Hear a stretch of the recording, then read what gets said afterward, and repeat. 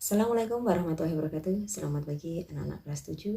Semoga pagi ini kalian dalam keadaan sehat, ceria, dan tetap semangat untuk mengikuti pembelajaran IPA. Kesempatan kali ini kita masih melanjutkan pembahasan bab 2, yaitu tentang interaksi makhluk hidup dengan lingkungan. Di sini nanti kita akan lanjutkan pembahasan tentang interaksi antar komponen biotik dalam ekosistem.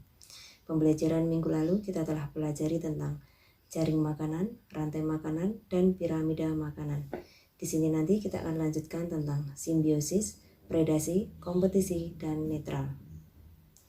Yang pertama kita bahas dulu tentang simbiosis. Apakah itu simbiosis? Simbiosis adalah interaksi yang sangat erat antar dua organisme dalam satu ekosistem. Simbiosis dibedakan menjadi 4. 1. Simbiosis mutualisme, yaitu interaksi antara dua spesies yang saling menguntungkan. Bisa dilihat contoh pada gambar. Di situ ada gambar lebah dan bunga. Lebah mendapatkan keuntungan berupa madu atau nektar dari bunga, sedangkan bunga mendapatkan keuntungan karena dibantu penyerbukannya oleh lebah. Yang kedua, simbiosis komensalisme, yaitu interaksi antara dua makhluk hidup yang satu untung tetapi yang satunya tidak diuntungkan dan tidak dirugikan. Bisa dilihat pada gambar. Di situ ada anggrek dengan tanaman inangnya. Tanaman anggrek mendapatkan keuntungan yaitu tempat hidup pada tanaman inangnya. Sedangkan tanaman inangnya tidak diuntungkan dan tidak dirugikan. Yang ketiga, simbiosis parasitisme, yaitu interaksi antara dua jenis makhluk hidup. Yang satu memperoleh keuntungan sedangkan yang lain dirugikan. Bisa diamati pada gambar. Ada tanaman tali putri dengan tanaman inangnya. Tanaman tali putri mendapatkan keuntungan yaitu mengambil nutrisi atau makanan dari tanaman inangnya.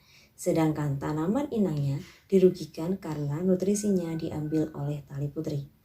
Yang keempat, simbiosis amensalisme terjadi apabila dua jenis makhluk hidup berinteraksi sehingga salah satu makhluk hidup menekan pertumbuhan dan perkembangan makhluk hidup yang lain. Bisa diamati pada gambar. Di situ ada gambar padi dan tanaman alang-alang. Tanaman padi pertumbuhannya ditekan dan diganggu oleh pertumbuhan tanaman alang-alang. Jadi di sini tanaman alang-alang menekan pertumbuhan dan perkembangan dari tanaman padi. Kemudian kita lanjutkan yang berikutnya, yaitu tentang predasi. Predasi adalah jenis interaksi antar organisme yang terjadi ketika salah satu organisme memakan organisme yang lain. Bisa dilihat pada gambar. Di situ ada contoh predasi, yaitu singa memakan zebra. Kemudian berikutnya, kompetisi, yaitu jenis interaksi antar organisme yang bersaing untuk bertahan hidup. Sebagai contoh, di situ ada dua ayam jantan yang sedang bertarung. Di situ terjadi kompetisi atau pertarungan atau perebutan, yaitu bisa bersaing untuk mencari atau mendapatkan makanan, untuk mendapatkan tempat tinggal, bisa juga untuk bersaing dalam memperebutkan lawan jenisnya atau ayam betina. Kemudian kita lanjutkan yang berikutnya, yaitu netral.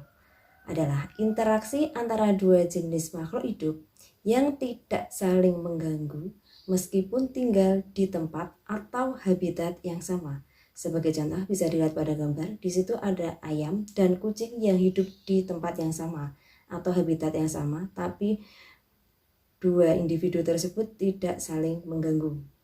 Sekarang kita lanjutkan, yaitu pengaruh interaksi terhadap dinamika populasi. Apa itu dinamika populasi? Dinamika populasi adalah naik atau turunnya suatu populasi yang disebabkan oleh faktor-faktor tertentu. Dinamika populasi dapat disebabkan oleh dua faktor, faktor internal dan faktor eksternal. Faktor internal yaitu yang dapat mempengaruhi dinamika populasi adalah contohnya berasal dari individu itu sendiri, bisa berupa persaingan antara individu dan kesehatan individu. Kemudian untuk faktor eksternal yang mempengaruhi dinamika populasi dapat berupa faktor alami dan kegiatan manusia. Faktor alami dapat terjadi karena interaksi dengan organisme lain dan karena bencana alam. Sedangkan kegiatan manusia bisa berupa aktivitas manusia yang merusak lingkungan, bisa berupa pembukaan hutan untuk perkebunan, untuk pabrik, dan lain sebagainya. Demikian tadi pembahasan kita tentang interaksi antar komponen biotik dalam ekosistem.